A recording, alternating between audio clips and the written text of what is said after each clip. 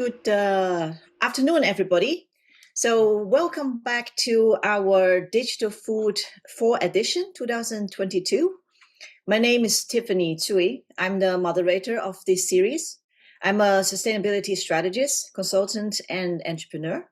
Other than co-hosting the digital food platform, I'm also managing partner at the Vertical Farm Institute, and we focus on developing sustainable ultra short chain for cities.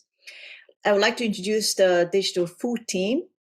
That is Dick Veerman and Bianca, who will be also helping me as always with the poll questions. A little background on the digital food theme that come about. Together with Dick and Bianca, we developed the concept of the Digital Food 2021 series to focus on the theme of connecting. So connecting data, technology, and strategy, and to connect people, ideas, and regions. So it's almost now 2 years since the launch of the first episode. We have now over 600 participants, registered, interested parties from all chains along the food chain from more than 33 countries interested in our talk. So in this year, we continued the series to focus on user cases. And the main question we want to address is how to unlock the true value of sustainability with data and digital transformation. And then some of the sub-questions including what is needed to create trust among connected players in the agri-food system, and how do we define value allocation models for providing data, transforming them, and applying information throughout the entirety of the food chain. So today, our user cases focus on actually not just building, but rebuilding trust. So we have a case of the Gosschalk Slaughterhouse. We have 3 speakers today with us. They are Roy Melthert and Louis Gosschalk and Niels Ilmer. They will explain the case of Gosschalk and how they are using AI and data and digital transformation to rebuild trust. And this episode is also, in a way, similar to the session we had in last month about Planet Proof. Some 2 years ago, there's a big campaign launched by Greenpeace, basically shaming supermarkets that they are killing bees. And therefore, the Planet Proof system was revived, let's say, to introduce, trustworthy standard for consumers and to introduce kind of transition step between traditional food system and an organic system. So today, our case also is about a company building up, try to rebuild trust after suffering a public relation and consumer trust and shaming by the media, let's say. So I would like to first invite our first speaker, Roy Melthert. You are an animal welfare expert. So maybe before we start, actually, let's start with understanding our participant more. Bianca, let's run our first poll question. Because today we're talking about animal slaughterhouse. So we like to understand what's your preference in terms of a diet. How do you describe yourselves in terms of dieting choices? Whether you're vegan, very committed vegetarian, or flexitarian who eats a little bit but not very strict with vegetarian, or you just think food should be enjoyed as all products. While you think about the question, I'd like to invite our speakers today. Roy, maybe you can introduce the team and then also indeed tell us what happened at Gosschalk.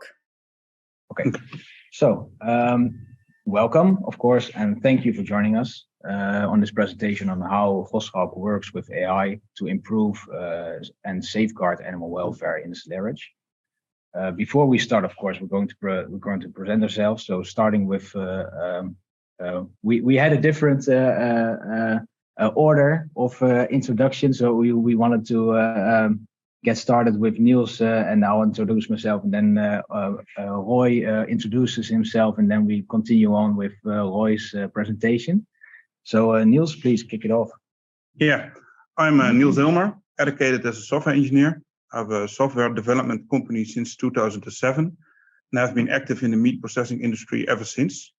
I started Argus Computer Vision with Louis around 2 years ago. So, Louis. I'm Louis Gosschalk, 28 years old. I studied computer science and have been designing and developing technical projects ever since. As my name suggests, I was born into the meat processing industry. I have been involved from a young age. Niels and I have been brainstorming a collaboration for years now. And when we were on vacation together with our girlfriends, we decided to develop Argus. I don't want to make my introduction any longer than it needs to be, but thanks to my involvement, we always get questions regarding the relation between Argus and Gosschalk. So Argus is a separate entity owned entirely and solely by Niels and I, functioning independently of Gosschalk. Also spreading to England right now, actually, and Belgium. Probably Belgium any week from now. So moving on, Roy. Hello, everybody. My name is Roy Melzert. I'm responsible for animal welfare within Gosschalk. This applies from the moment the livestock enter the premises to the first act of slaughter. I've been working in the industry for 26 years, and I'm always concerned with animal welfare. Besides my work, I have also my own company where I am a consultant and trainer in humane slaughter. I do this worldwide, mainly with beef, calf, and pig slaughterhouses. Also, I work a lot with the NGO Eyes on Animals. Yeah. Starting off, I will give a short introduction of the business, and will then continue to describe what happened in July 2021. The incident led to a plan of action, of which I will highlight the major ones to give a sense of what we have been doing and are doing to safeguard animal welfare. Gosschalk is a family business in Epe, where the fourth generation of family is running the business and members of the fifth generation are at work. The focus of Gosschalk is business continuity and sustainability. These goals, of course, go hand in hand. On the image, there's a nice example of this focus where a member of the fifth generation is a part of initiative which translate to the energy frontrunners in the region of Apeldoorn and Epe. The official production numbers of Gosschalk are 130 cattle and 600 pigs per hour. At the moment, the facility produces at 85 cattle and 450 pigs per hour, which is part of the renewed production vision, as I will explain later on in this presentation. Gosschalk has been producing on this site in Epe since 1926, and currently there are over 450 employees working on the site on a daily basis. What happened? In July 2021, Gosschalk received a notification from RTL News that they were going to publish a story on the slaughterhouse and wanted to review it with Gosschalk. This concerned a compilation of 2 minutes of footage which an employee had recorded during the months that he was working at Gosschalk. It turned out that this employee was an undercover member of an NGO which focused on shutting down the meat industry, and he was filming the entire time he was at work. During his time at Gosschalk, the undercover managed to record a worker in the lairage, explaining to him where to use the electric prod on cattle so he would stay out of sight of the view of the cameras. A situation where a worker stepped on an unconscious cow, and the undercover also managed to frustrate a couple of pigs into a corner, and then had another worker in the lairage solve this for him. Out of frustration, the worker gave these pigs a rough beating. All of these examples, of course, never should have happened, and this led to the Dutch food safety authorities to suspend Gosschalk license to slaughter until Gosschalk was able to convince them with a plan of action that these circumstances would not repeat. The incident damaged trust in Gosschalk, and this poses a challenge as you can't work without trust, and it is hard to rebuild trust without working. So a plan of action was established with numerous measurements to prevent repetition of the circumstances. The plan was quite big, so we will not address all specific measures, but rather the most impactful. Gosschalk attracted many experts in communication and welfare to improve their handling with animals and correctly convey the message on the shift in culture externally. This is in contrast with Gosschalk's history, where there was a preference to do everything in-house, so inviting outsiders to evaluate processes was uncommon. A great example of how this changed is the agreement we have with Eyes on Animals. They visit Gosschalk every 3 months to review footage and discuss improvements. Recently, I organized a meeting with Temple Grandin to review the whole larynx and handling process, among other things. We went through a video of the larynx from cattle and pig perspective to search points of improvements. This led to some great insights. And another example is me. When the situation at Gosschalk was published, I contacted Gosschalk to offer them my expertise. I was hired into a brand new function at Gosschalk. This function was part of the plan of action. Internally, they call it the welfare supervisor. This is unique in the sense that at Gosschalk, the welfare supervisor has, how do you say it? Autonomous jurisdiction over the larynx and the employees in the larynx. So the function can safeguard animal welfare without being pushed by production speeds. Thus, another major point of the plan of action, welfare over speed. All in all, it comes down to staying on top of the situation and always keep evolving. Right now, there are many developments with supervision technology, and the subject of animal welfare is no exception. At the time of the incident, Argus was testing its first version of IA, assistant supervision. Implementing Argus was one of the first major points of action directly from start, and they deployed it within weeks after the closure of the slaughterhouse. Now I give the floor to Argus to explain their system. Thank you. Yeah, but that's where we. Let's take. Thanks, Roy. Then we take a break here. Okay. Bianca, let's see the audience. What the kind of profile do we have? Yeah. Okay, so we don't have actually many vegetarians, but actually majority are still our meat lovers, let's say, and flexitarians. So it was I'm surprised in a way because I think a lot of what happened at the Gosschalk, it's a big part is driven by this movement towards more vegetarian lifestyle, isn't it? Oh, you are muted. But also, yes. So also the group is motivated by this desire. Yes, of course. So that, of course, is not only just targeting Gosschalk's company. It is, in fact, a societal movement. So that actually it's a, let's say, a risk faced by the entire meat industry, isn't it? Oh, all the slaughterhouses. I'd say yes. Yeah. So what you are doing, presenting today, is also very appreciative. I think that you are willing to discuss it openly because it is a challenging topic, and also like to say that we will have some footages that might not be very comfortable to maybe or familiar to watch, but appreciate that you are willing to talk about it. So from that incident with this undercover recording, Gosschalk's brand did suffer quite a big damage, you would say. They were closed for 9 weeks. Okay, so that was really even a danger of being losing license to operate. Yes. Put it this way, right?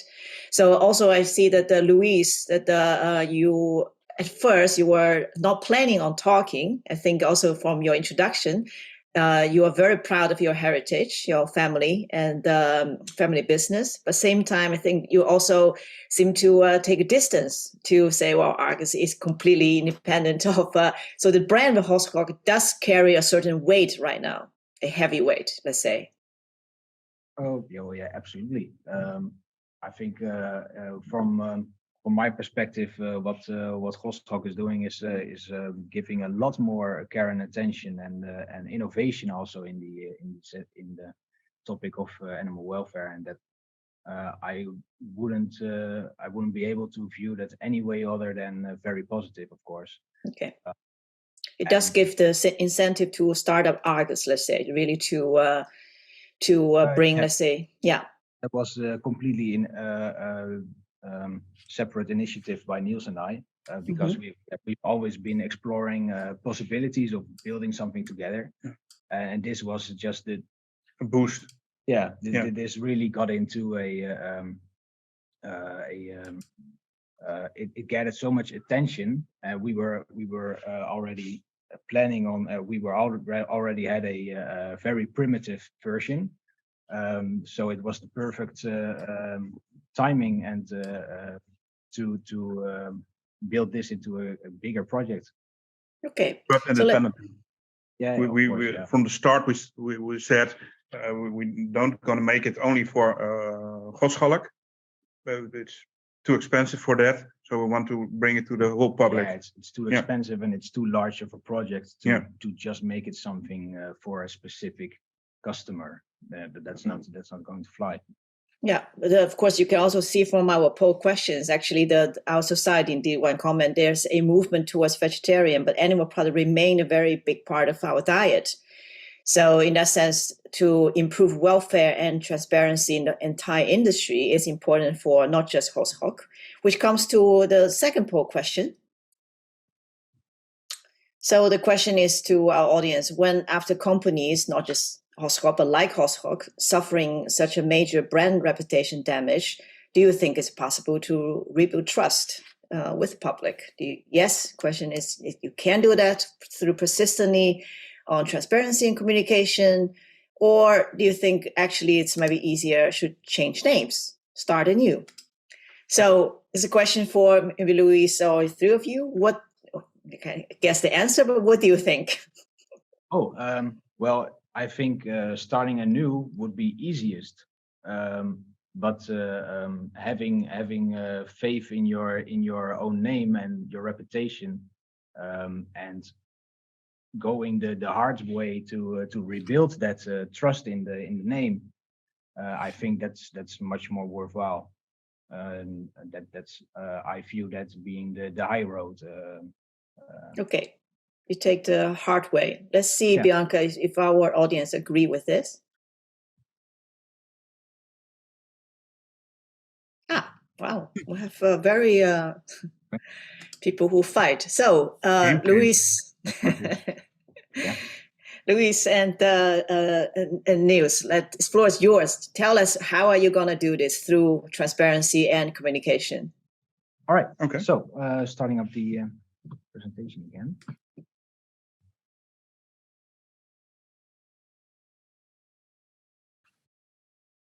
All right, here we go. Argus is best described as a tool for slaughterhouses to safeguard animal welfare in real time and optimize footage review. So in real time and post-production. The team behind SaaS, who developed Argus, has been active in software development for the meat industry for over 10 years. So it's not something we started new and with a new team, for example. It's a bigger whole already. So we have an in-house development team, and we're located right next to the testing facility, so we can develop really quickly. We normally need around an hour if we want to do it fully to describe what Argus is and the value it offers. But for now, of course, we will go over the most important abilities of the system and focus on how it works. I will first go over some key elements of the system, and then we'll walk through also a video of the analyses in the background being used and the user interface. So to show how it really works. Argus we built it on 4 core principles. So we wanted to give direct feedback in real time, and meaning Argus runs all its analyses in real time and uses the results to give direct feedback on the to the supervisors on the floor. This makes supervisors much more focused and efficient because they have to deal with much less noise. The results of the analysis are also immediately available in the web portal, used for post-production evaluation. And a good example where real-time assistance matters is when a pig is hanging on the slaughter tracks and it shows signs of life. In this instance, we can halt the slaughter tracks immediately and give a sign to the supervisors there.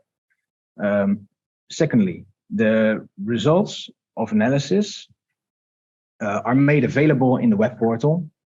So we make a connection between the footage and the actual events. This means that your internal supervisors can review camera footage by filtering on certain events like equipment usage or sorting on footage risk score from high to low. And our most basic analysis, which is the human-animal interaction, can already give an efficiency improvement of 50% when reviewing camera footage, where comparing it to traditional footage evaluation. More on this later, though. The third goal is using Argus collects a lot of data. And the third goal of Argus is to use this data to give you a trend analysis of results over time. So giving you the possibility to review changes of infrastructure based on the metrics of Argus. For example, you changed a certain route in the waiting area and the trend shows that stressful behavior, signs of stress are declining. That would give objective proof that the change in infrastructure is a success. And last, but of course not least, safeguarding actual animal welfare. So the last purpose is to, with the vision of Argus, it's to provide an objectified proof. So you can say animal welfare at this location is in check, not because your PR person says so, but because an objective system says so. Moving on to the next. So how do we optimize the footage review after production? We've included this diagram to show the idea behind this. With traditional CCTV, you watch, of course, random footage. So there are 30 cameras. You produce for 8 hours, so you have 240 hours of footage. Good luck. Every day. Yeah, every day. In the majority of the footage, nothing happens, but you will miss most of the actual risks. So, of course, it's like searching for a needle in a haystack. And Argus analyzes the full 240 hours, so the full production of all cameras, and it points out which points in time and which locations are the most interesting to watch. So it doesn't cancel out anything. You can still watch everything, but it's just a list of events to focus on. In the top timeline of the figure, you see the traditional footage review. So you will catch some interesting points. Most you won't catch. And this timeline also shows just, of course, the timeline for one camera. You can imagine. Well, okay. So in the top timeline of the so with the collection of risk scores provided by Argus, you can perform like the bottom timeline, spending your time as efficient as possible and still being able to review random parts of the day. The basis of the system is the risk score. So we incorporate all types of measurements and observations into this score. Measurements consist of all sensory readings like temperature, humidity, decibel, air quality. We're adding a whole myriad of different types of sensors still. And observations contain use of large equipment and camera footage. So the algorithms of Argus combine all these inputs into a risk score for this specific location in time. Argus analyzes all the parts of the process where animals may have consciousness. The figure in the bottom of this slide illustrates the terminology of the system. So it's very important to remark that the system does not draw conclusions. We have measurements and observations inputted into the algorithms. This produces detections, so system detections. These are objective and automated, can be defined as a summarization of a production day. So it's a list of events. The detections are the interpretation of Argus, what is happening at this time and location. These detections are then used by animal welfare officers in the web portal to evaluate the related CCTV footage and possibly make a finding. So draw their own conclusions. As you can see in the illustration, all the findings are always done by a user. We want to stay away from a future where a system draws conclusions on you, but that's a different topic for, it's a whole different rabbit hole we won't go down right now, of course. So continuing on the input of the system, we want to start with what type of sensors we actually use. So there's a wide array of sensors, and we want to first address that camera footage just on its own, of course, is a very good tool to analyze animal welfare, but it's just not complete. That's why we complement this with sensors, and we use multiple sensors for environment checks, like you see in image number 1. This is the sensor box. It contains all the environmental parameters, I already described, like temperature, humidity, decibel, etc. And the sensor box can also be connected to any wired device, so it can measure it's being used, how long it's being used, what the voltage, the current is going through the device, etc. Name it. The sensor boxes also receive signals from the handheld clicker. So that Roy is actually wearing one right now. It's the remote that we give to supervisors. They can use this to mark situations for review. So when a supervisor sees something he deems interesting, instead of writing the time and location on a note for later review, he clicks the remote and the system immediately highlights this time and location for later review in the portal. The sensor box also connects to equipment like prods and stunners, and to register is being used. The registration of equipment can also be reviewed in the statistics dashboard of the web portal. Then the next, this is actually where I hand over the presentation to Niels. I believe at this point, Tiffany, you wanted to put in another break, right? Yeah, well, I think we can just continue with the discussion with explaining how the system works. All right. Yeah. Okay. Okay. So this video does include. Please note that this video contains some scenes of stunning of the animals, so maybe disturbing for some. In the video, we see Argus in action. So start. Yeah, that's true. Yeah, let's go.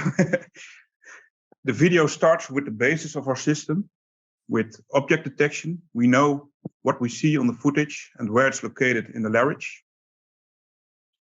The number on top of the bounding boxes is the certainty if it's indeed an animal or a human.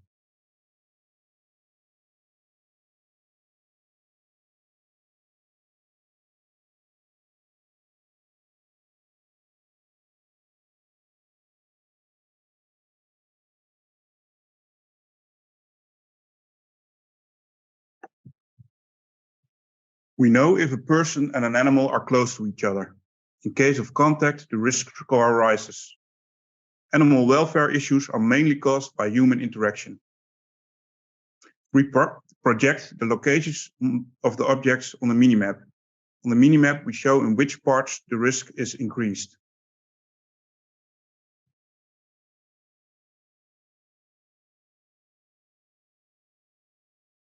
With this information, we also count the animals in the pen. In this way, we know if the pen is too crowded and what percentage of animals are stunned manually.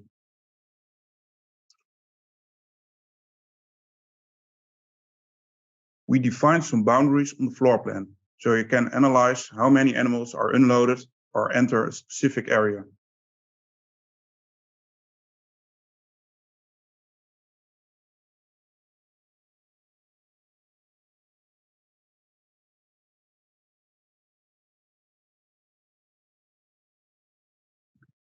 With sensors, we track the usage of larynx equipment. In this example, you see it in practice. When the prod is used, the system knows where, when, and how long. So if it's used too many times in a certain time frame or in a restricted area, this is flagged as a high-risk detection. This is an example of plier usage. We measure the electricity that is going through. In this way, we know how many times and how long it's used. The protocol for usage of pliers in this case is double use. When it's used a single time or more than 2 times, it is marked by the system as abnormal.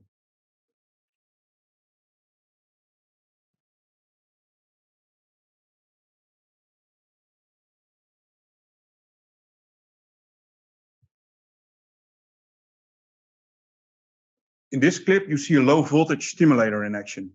It's a more animal-friendly alternative to the standard electrical prods. Among other things, Argus counts on which percentage of animals the stimulator is being used.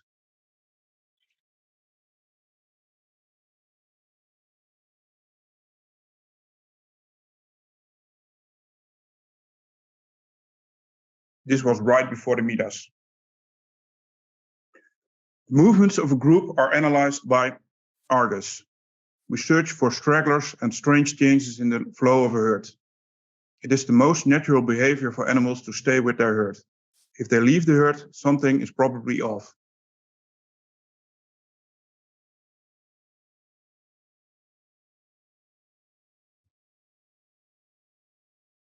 It's hard to spot, but in this example, the system detected the cow staying behind in the lorry. Nothing necessarily goes wrong in this instance, but still it's a potential point of interest for review.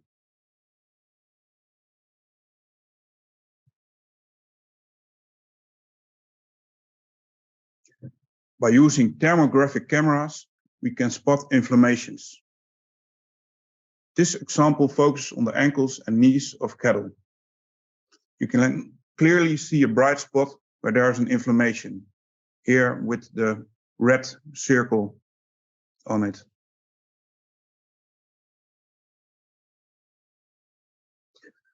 We can also use this to look at the general temperature of a group of pigs or cattle to check for heat stress.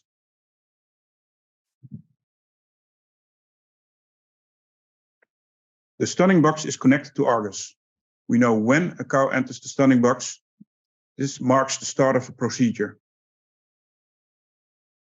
The pressure in the pneumatic captive bolt is monitored. We know when a shot is fired. The dock of the emergency mobile captive bolt is also connected to Argus. This way we know when the gun is taken from the dock.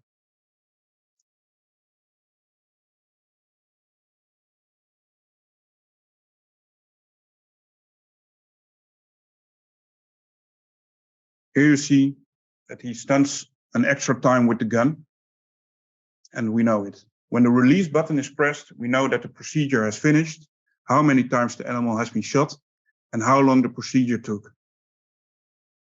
We track the various parts of the animals to check for relative movement. This analysis runs in real time, so sound an alarm and halt the slaughter track directly when signs of life are detected. Now we're going to have a look at the web portal of Argus, where all footage can be viewed for as long as you want. It's possible to filter on specific types of detections when you click on a detection on the right side of the app. So when you click on a detection on the right side, the applicable views will load. You can view the situation from a different angle with the help of the minimap at the bottom. It's important to remark that you're not restricted to viewing only what Argus interprets as important. You can also randomly select moments in time where Argus believes nothing happened. The video now also shows various functionalities for ease of use to optimize footage review. So here's AI turned on and off on the video. Yeah, so you see why something was detected, and not just that it has been detected, but the why is, of course, really the main focus. You can enlarge and minimize the screens. Select another camera viewpoint. Start the video again.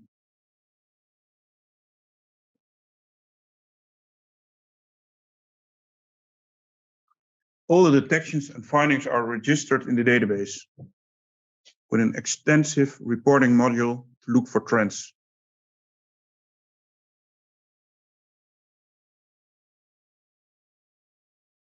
Here you can also download KPI reports or a report with all the findings of the animal welfare officer in a period of time, or report which cameras are being viewed and for how long.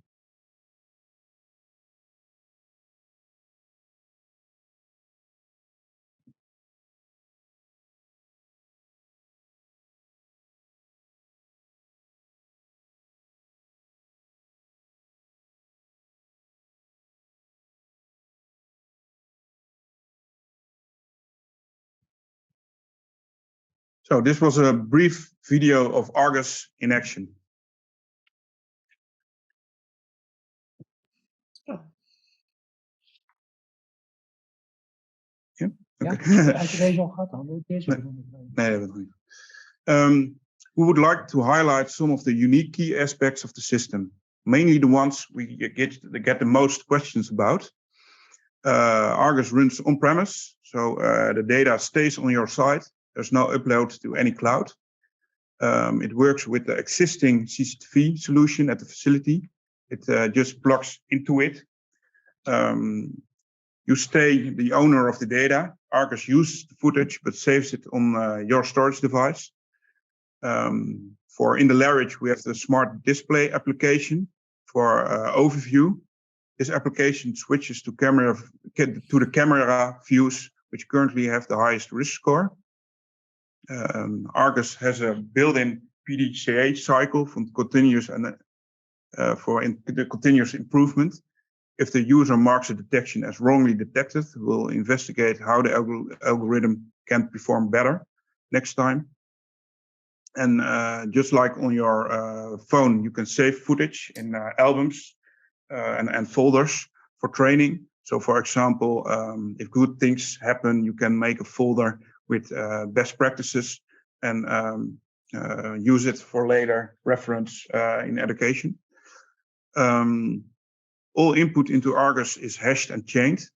This is too difficult to explain in this time frame, but it means that the system detections cannot be tampered with.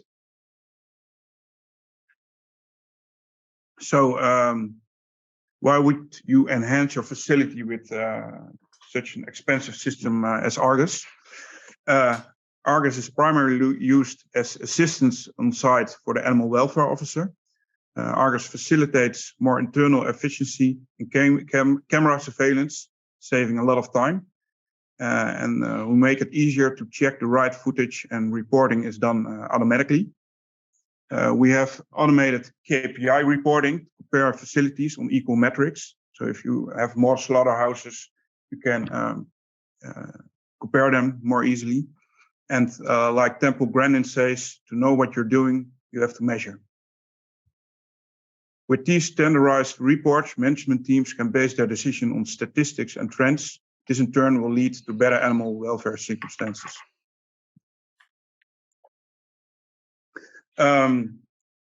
Argus makes the state of animal welfare at your facility more evident, and allows you to handle proactively. Also lowering the risk of bad publicity, because if something happened, you already know if you use Argus as good. If bad publicity does occur, however, you have objectified proof that it was an incident and it was handled accordingly. But most important, that the incident is not a structural problem. Being a front runner is good for the market purposes. It strengthens the public image. And right now, you already see animal welfare labels adopting rules on video surveillance. Video content analysis systems like Argus are prone to become a must-have in the future. And last but not least, Argus as a tool gives you an objectified proof of performance. This was our presentation about the Argus computer vision platform. Thank you for your attention, and give the word to you. Thank you, Luis and Niels. So there's a saying that when life gives you lemon, you turn it into lemonade. So in this case, I think the case of Gosschalk is giving you additional push to do extra good in technology and actually to bring changes to the, let's say, the wider industry, isn't it? We hope, yeah. Yeah, it did. Yeah, it was something we did already start. It's always, it's of course it's a nice story, but we did already start on it between just Niels and I. But when of course, due to the incident, we got the opportunity to actually roll it out really quickly, and that's really pushed innovation on the project immensely. So that was great lemonade. So we have today actually very interesting registrants. I don't know if they're all there from animal bescherming protection and from fellow Slaughterhouse colleagues, Dennis Crown, Icaro, and MVVA, also bioscientists. So quite, if you are all here, I welcome you to just switch on your camera and raise your hands either physically or online to join the discussion. The key question is, where do you go from here? Because the center, when we introduce our topic, is to rebuild trust. So where are we now? After you quickly deploy your solutions, now you have every evidence on site.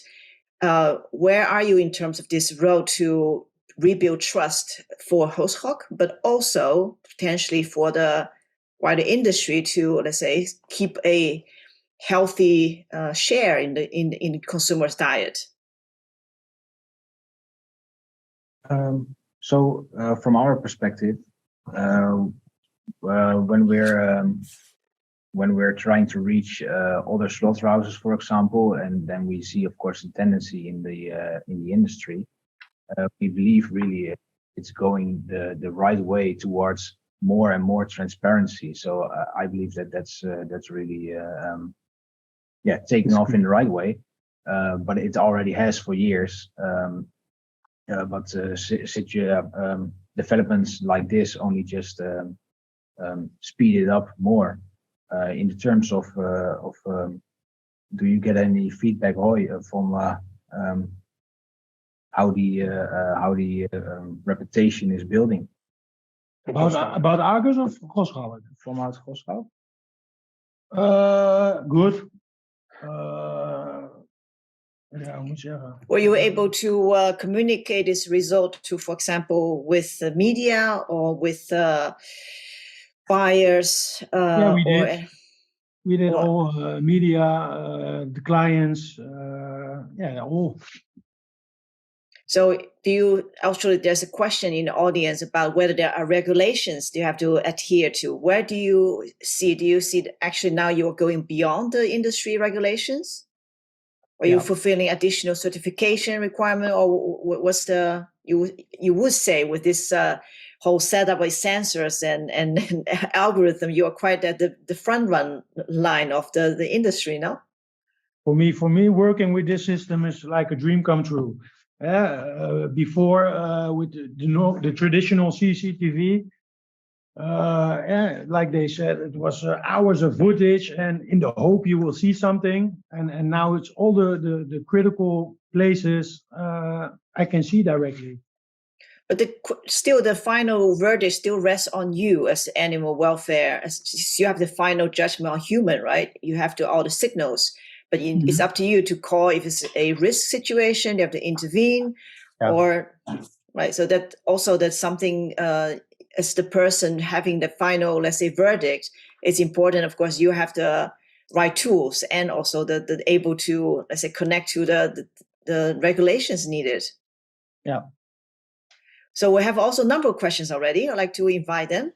Let's say, Gama Willemsen, would you please introduce yourself and also your questions?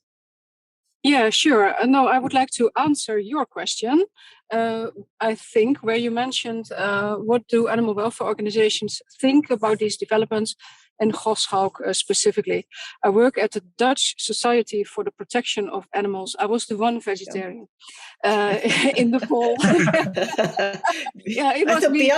Bianca is also vegan, I think. So you are I'm a vegetarian, not vegan. Okay. And but anyway, in general, the Dutch Society for the Protection of Animals will implement new technology in their animal welfare label, Better Life, at a certain point when it is a proven technique and when it is due for renewment for the criteria and so on. So it is not implemented from one week to another. That's a process actually also engaging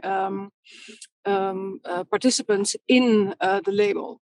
So in general, the Dutch Society for the Protection of Animals does include those developments, but not very fast. The way, as you said, how do we look at Gosschalk image-wise? I can't say anything about that because I simply don't want to interfere with any or all kinds of ongoing processes. So that's not up to me to express a view on that. The view on those techniques is actually very positive, and we are using this also to lobby for regulations that actually give an advantage to organizations that do implement and are front runners, because it should actually give you some kind of advantage in the way that you cooperate with the mandatory food safety authority in your country that is obliged by the law, of course, to check and audit you, but it should give you a better regime, we think. So that's it. Oh, great. Actually, if you can stay a little bit, because you are exactly the right person to have a dialogue with, because we talk about what's next step. And on the digital food platform, we talk also a lot about when immutable data, so data that can be tampered with, can provide you the transparency needed throughout the chain. How would that also shape or work with standards? For example, you mentioned the beta lever. Or Planet Proof that was on our last session. So with the KPIs that the Argus is developing, which is, let's say, trust-free, meaning that it's all data, so lesser of the human intervention, you would say this kind of neutral data evidence can be better maybe integrated together with existing labeling instead of, for example, Argus developing a label, which would not make sense, right? I would say that we actually should organize a multi-stakeholder approach that would combine the current technologies. Argus is one, there are more. It shouldn't advance one organization over the other.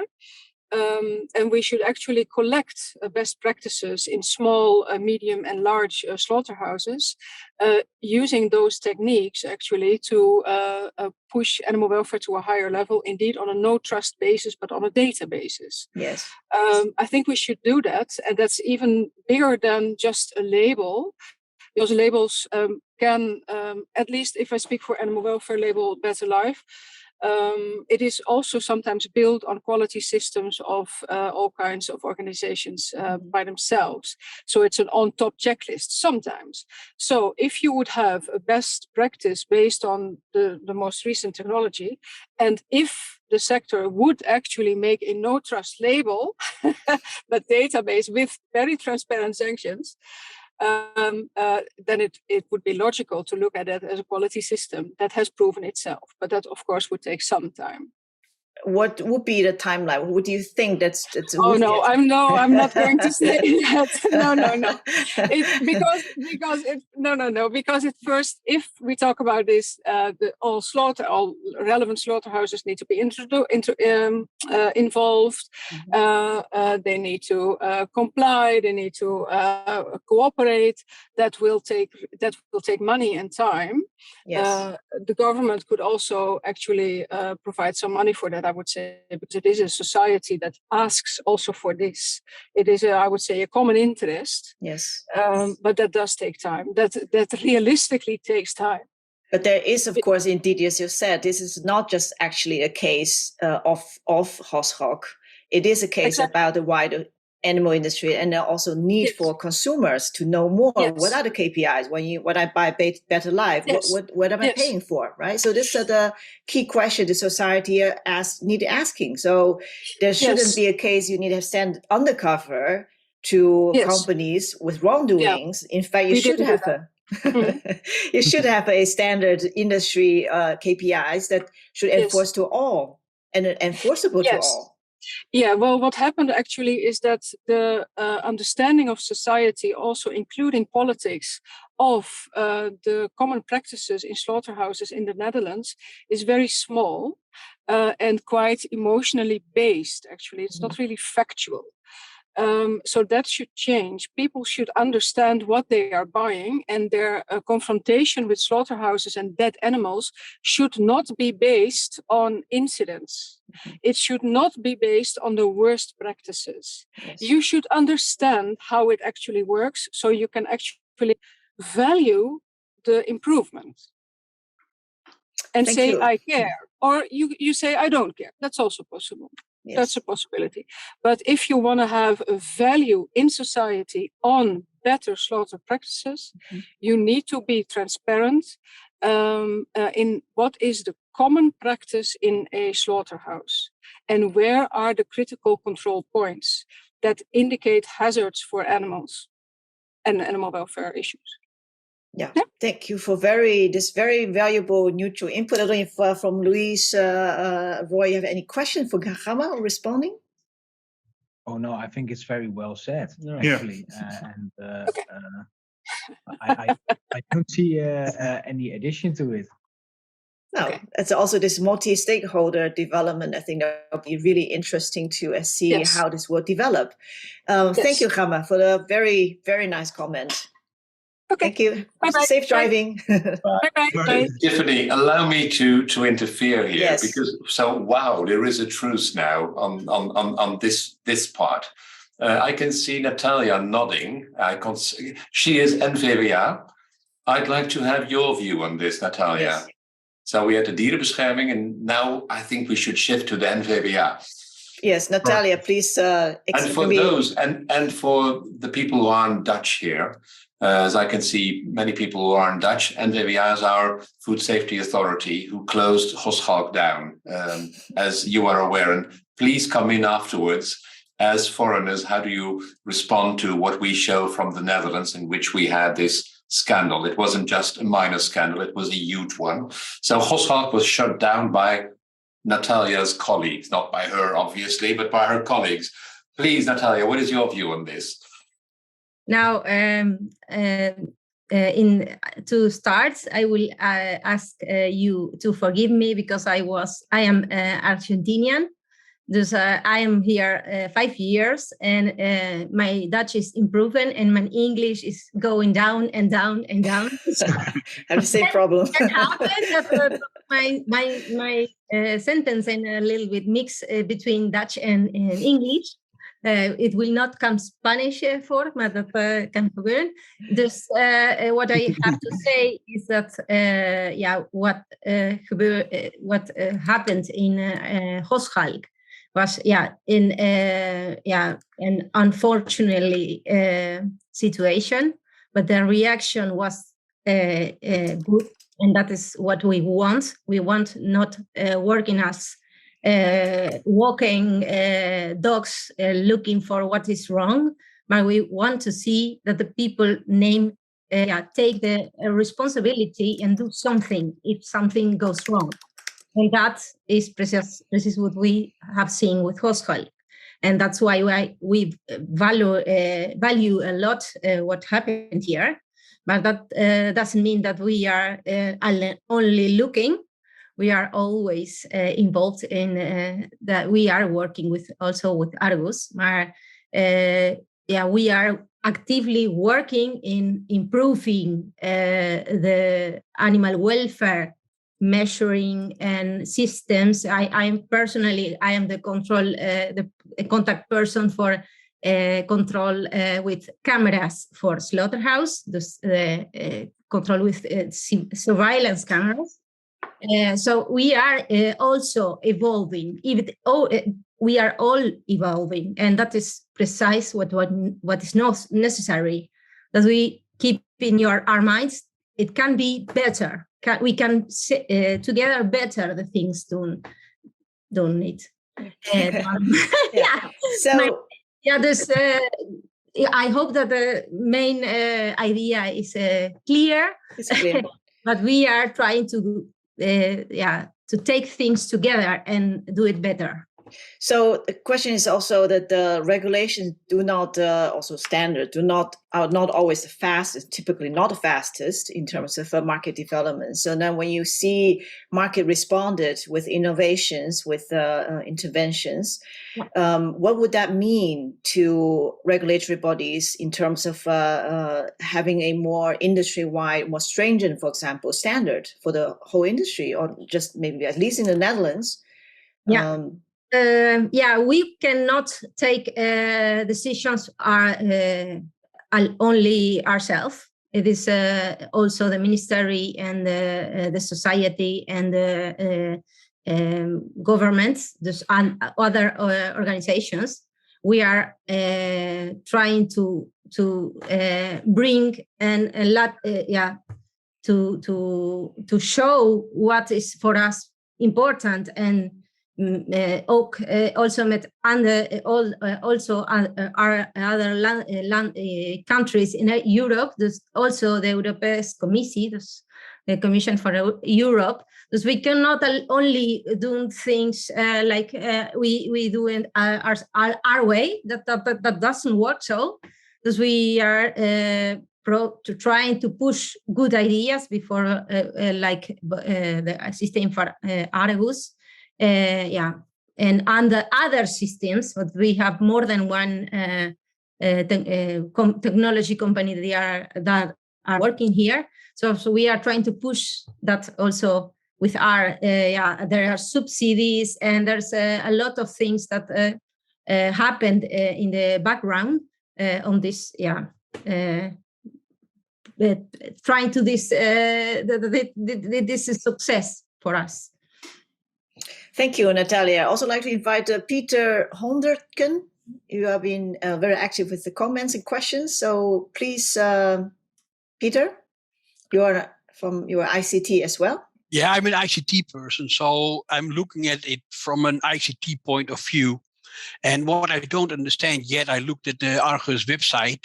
What I don't understand yet is Argus completely developed by the people on Gosschalk premises, or is Argus an existing product and you developed the algorithms? I joined with Niels actually to develop this, not from within Gosschalk. It's completely independently. We built it from the ground up. And we use proven technology, so AI implementations that we know actually work. This is for the object detection. There are a lot of algorithms for object detection. Correct. And we use that part and we use other parts and combine it and then make our own software. Yeah, so it is independent and it is completely built from the ground up as a new product. Is it interesting for you to use Argus further up in the food chain? Because of course, it's not only in slaughterhouses where you see things against animal welfare, but it's also, further up in the food chain where pigs are raised or born, to use camera vision to detect, for example, aggressiveness in stables. That's a big thing in when keeping pigs. Yeah. Is your intention to use this technology further up in the chain? Oh yes, absolutely. Yeah. It's purely a business decision to stick to slaughterhouses right now because it's a niche that we know really well, and we can develop optimally if we focus on this specific group right now. But in the future, we're going to take this system also to collecting sites, gathering sites, farmers. Absolutely. But at the moment, we're not done yet with the slaughterhouses, and we're still very busy with it, and we want to have focus. Yeah. To keep focus.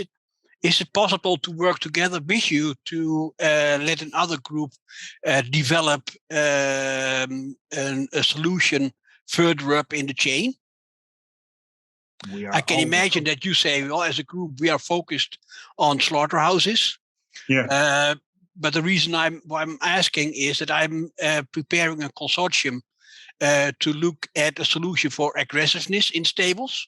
Mm-hmm. And I can imagine that you say, okay, well, we have this Argus up and running, mm-hmm. and we work closely together to make a solution for aggressiveness. Yes, we would like to be involved. Absolutely. Yeah. So my question to you, Peter, is when you are talking about this consortia of aggressiveness or in the general category of animal welfare, certainly there are existing labels and standards like Better Life, for example.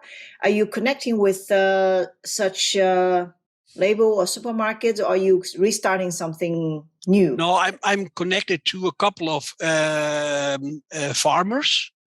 And also a slaughterhouse and two feeding companies, because there is a relation, and also to Wageningen University, because there's a relation between temperatures in stables and feeding pigs and their aggressiveness. Mm-hmm. And together with a couple of universities from Oslo as well, because Topics is located in Norwegian. We are looking to come up with a solution where, similar to what Gosschalk is experiencing, not continuously looking at the camera to see when pigs become aggressive, but get signals from an intelligent system that the farmer has to go into the stable because there's something going wrong. Yeah, the general level of stress is something that we do analyze. So that's something that we can already contribute to. Where can I find your contact details?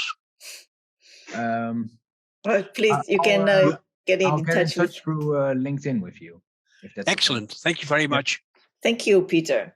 So also in our earlier talks, we have, for example, a discussion with the egg industry.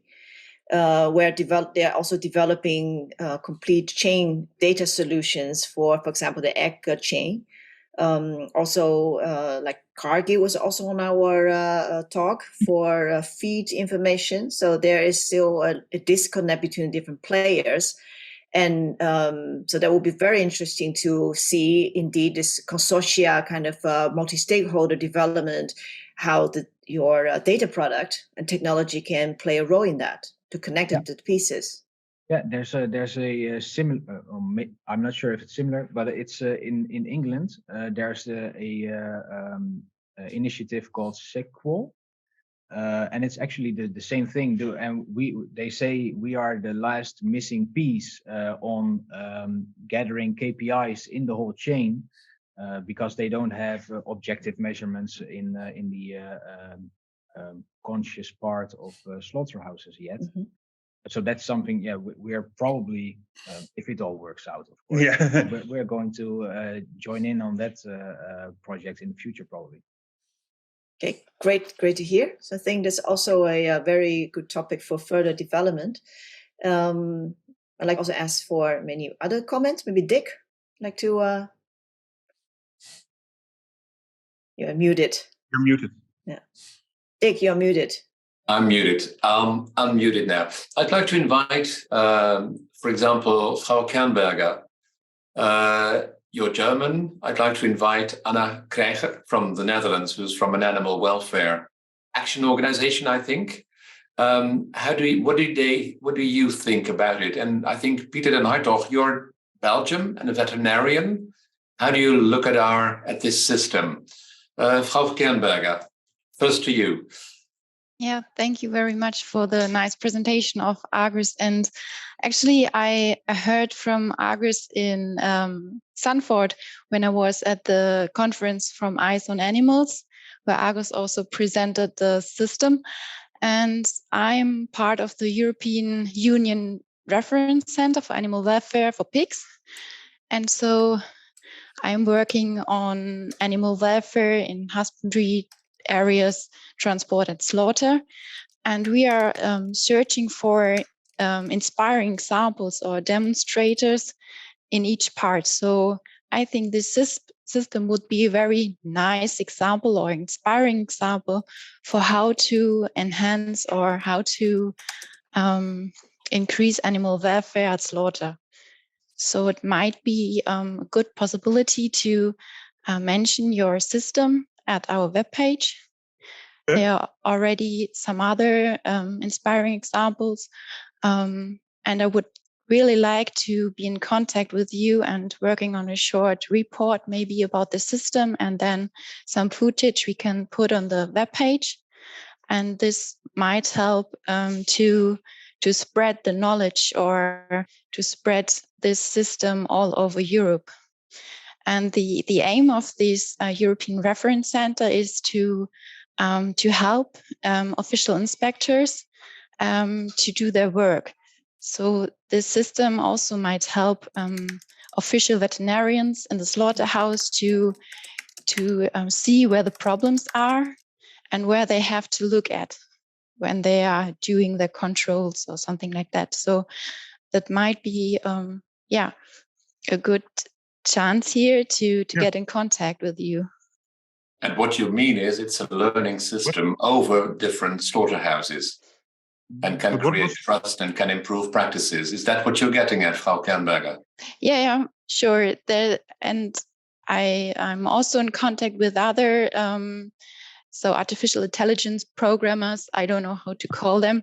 So Markus Fischer from Genber Solution. I don't know if you know this guy. I think so. Yeah, we're been in contact with him. Yeah, and to collaborate. Yeah, great. And I think he's from Austria, and we were also in contact. And I think by connecting with each other and we can build up a network, and this might help to help everyone and to spread it all over Europe, maybe. Yeah. So in the whole vision with the data gathering, we're obviously going to be able to collect standard practice or create a certain standards from a more broad perspective. So when the system runs in England, Belgium, Germany, for example, then of course we will have a huge possibility to analyze and create objective equal metrics.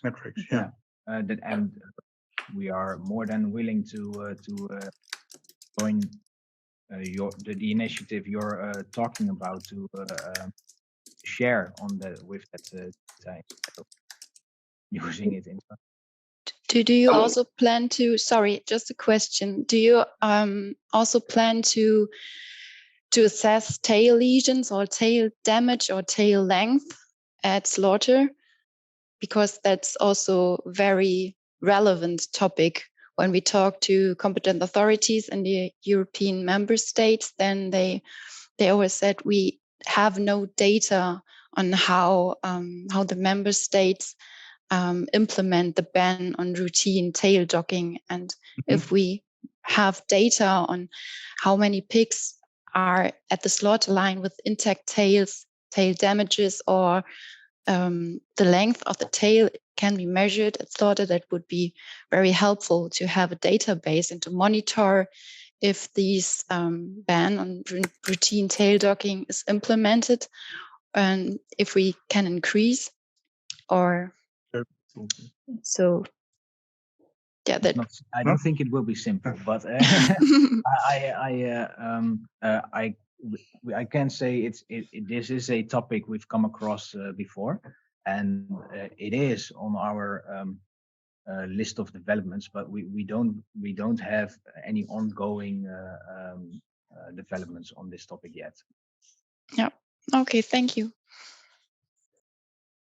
And I see we've lost, I think, Acro, the other Dutch slaughterhouse, but Danish Crown, I think, is still in. So please don't leave. We'd like to have your response to a European system, a learning system. And first, I'd like to invite Anna Krijger. You've unmuted already.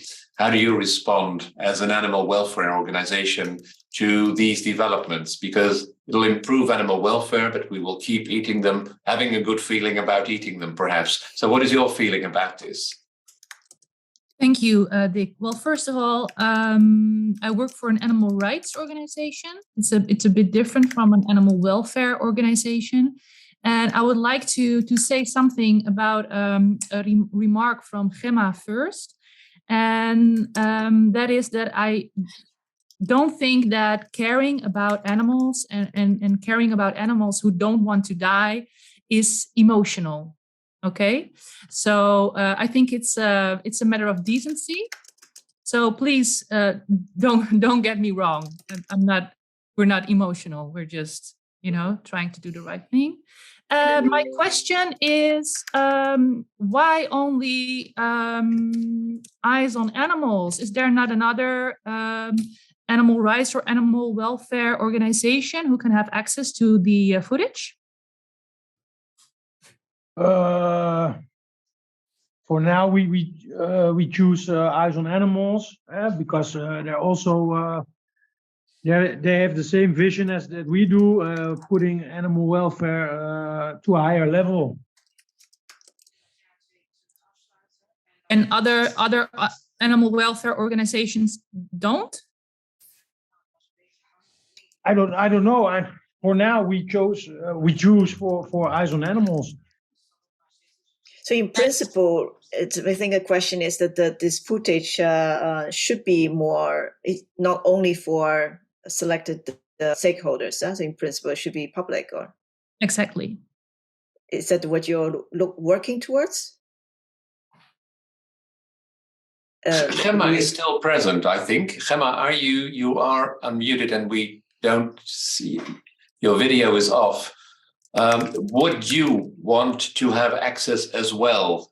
And then, of course, the question is, on behalf of Gosschalk, do they want everyone in? Because you can have a lot of relationships and everyone being there and talking to people. Gemma, are you still with us? Yes, she is. I am. Yes, I am with all of us. Yes, I would say that at one point in time, which would not be now, I think, because we're still in a development phase, it would be wise to be transparent in a certain way that should be defined. An open access now to... We lost your sound. We lost sound, indeed. Okay, just a moment. You're back. Is this better? Yes, it works. We can hear you, yes. Just a moment, I'm sorry. This should be the best. Is that so? Yeah, okay. Okay, it's hard to understand. So sorry that I'm in a not optimal spot. The essence of what I want to say is that at a certain point, it would be wise to share knowledge and data, but not at this moment right now. And the reason why Eyes on Animals is part of the consortium that can see the data actually is because they share their knowledge on the floor. And they also share, for instance, somebody like Roy. So that's a very valid reason, I would say, to give somebody access to data of which you do understand the context and the meaning. But I can't imagine a world where we would share information, but that would be more than just Gosschalk. And I would say that data would definitely underpin a rational political debate, that's what I meant, instead of a political debate based on non-facts.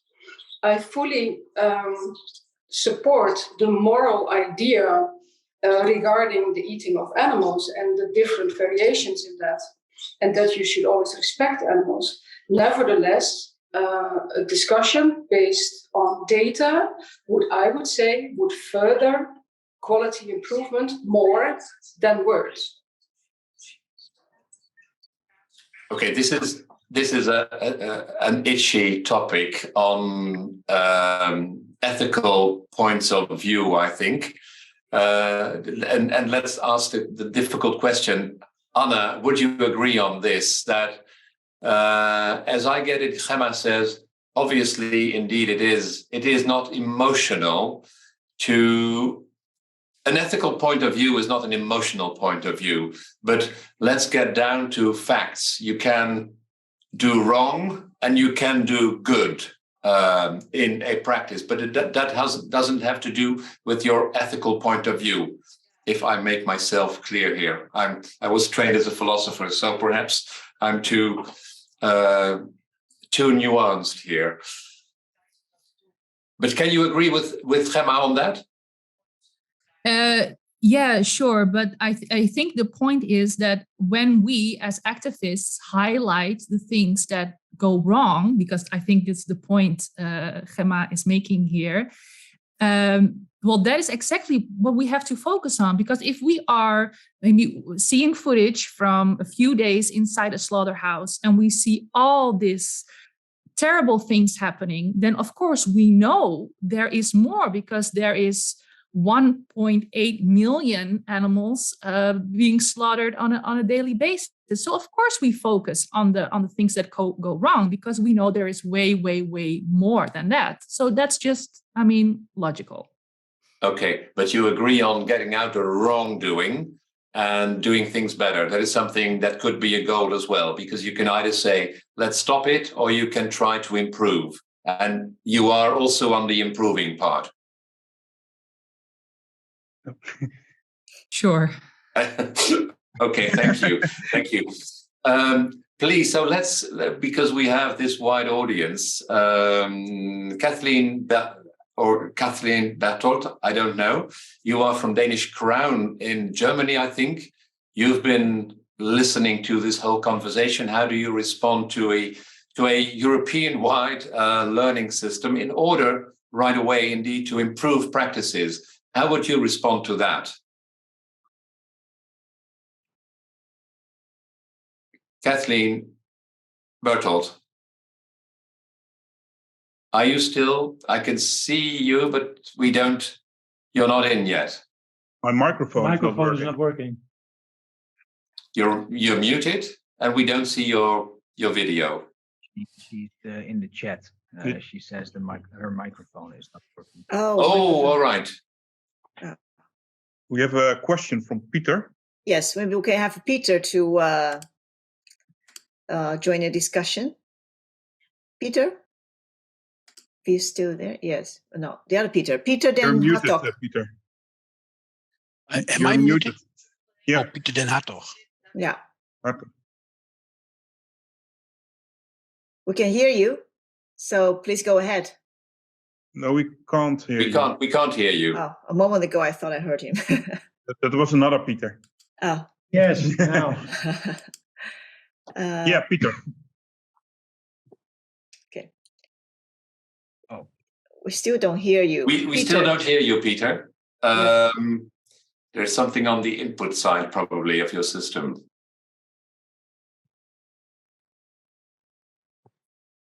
Computer helemaal.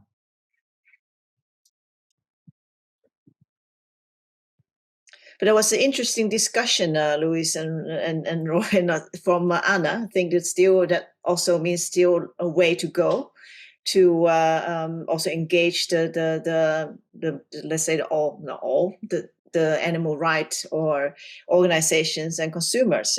Because there's of course it is a sensitive emotion topic, even though while people still keep a large part of animal products. But that's still a wide, really multi-stakeholder discussion needed, engaging this transparency. But I think we are very transparent, because for the industry, this was a big step to give all the footage to an NGO. It's never done in the whole world, to give this kind of footage to an NGO. Okay. And a slaughterhouse kills animals. That's I think some NGOs just don't want that animals are being killed, and you can never do good for them. Yeah. And Argus is a tool so you can improve the animal welfare at a facility. Yeah. But it doesn't stop killing the animals in a slaughterhouse. And it will always be internal, so it's always for improvement, and it's always up to the user of the system whether they're going to share their performance or just use it internally, or they're going to if Gosschalk decides that Eyes on Animals has access to the footage, that's all up to them. The system just stands as it is, and whoever has access to it is up to the user of the system. The slaughterhouse is our customer. Yeah, that's just understand. You wanted to. It is. Peter, is your microphone working? Can you speak some? No, we don't hear you. His question is in the chat. Yes. So the question from Peter is: do you find unexpected facts with your statistical evaluations that humans don't find? I think that's up to Roy. Yeah. Ben je Argus inzichten gebracht die je zonder Argus niet had? My answer would be yes. Yes. And then it comes back to now I have in now what I think 2 hours of footage with all the critical points in all the lairage and in the slaughter place. So yes, I have lots of how do you say? Insight. So basically insight to all the things I want to see. That matters. It really matters. Can you give examples, Roy? Can you give us some examples? Like the stunning of a pig or cattle. That are places I always want to see. That are places that something can go wrong, like electrical prod being used, being misused. That's footage I want to see. Yeah, also something I remember, and I don't want to go into detail because that's the information of Gosschalk and not mine to share. But there was an instance where we talked about the stimulator usage, for example, where they took a stake proof estimate. They made an estimation of how much the stimulator was being used. So how many pigs are being prodded with the low voltage prod, and the estimation was, of course, but it turned out completely different than what our system actually measured. Yeah. So that's something that in my perspective is a very important addition. And you see your employees, the things they do when you're not around. Yeah. When I'm around on the floor, nothing exciting is gonna happen because I'm there. Most exciting is when I'm going to the office. So I think also Isa earlier discussion about also, I think there's a big role also train the trainers, also train the animal welfare officers to work with data so that both together will make the efficient and more trustworthy for animal rights company organizations, for regulatory bodies, and for consumers. So that will be a very, before this matrix, probably also first start also with training. So it will be a very good topic. I think we are getting to an end, and we have African visitors here, people listening to this conversation. So I see Adetola Oramuso from Nigeria. I see from the list that you are a student, but you're here. How do you respond? Nigeria has a very different culture from ours. How do you respond to this discussion you're listening to? Are you prepared to comment?